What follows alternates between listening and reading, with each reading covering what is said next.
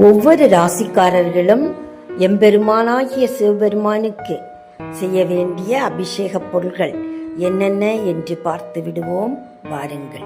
மேஷ ராசிக்காரர்கள் பன்னீர் அல்லது சந்தனம், ரிஷப ராசிக்காரர்கள் பசும்பால் நெய் பால் பொருள்கள், மிதுன ராசிக்காரர்கள் கரும்பு சாறு, கடக ராசிக்காரர்கள் சந்தனம், சிம்ம ராசிக்காரர்கள் மஞ்சள், கன்னி ராசிக்காரர்கள் சாம்பிராணி அல்லது வெல்லம், துலாம் ராசிக்காரர்கள் பால் தயிர் பால் பொருள்கள், விருச்சிக ராசிக்காரர்கள் வில்வம், தனுசு ராசிக்காரர்கள் வஸ்திரம் முடியாதவர்கள் மஞ்சள் நிற பூக்கள், மகர ராசிக்காரர்கள் நல்லெண்ணெய் அல்லது நெய், கும்ப ராசிக்காரர்கள் நந்திக்கு காப்பரிசி, மீன ராசிக்காரர்கள் தயிர் பால் பால் பொருட்கள், சிவபெருமானது வாசனை திரவியங்கள். இந்த பொருள்களை கொண்டு அபிஷேகம் செய்து பயன்பெறுவோம்.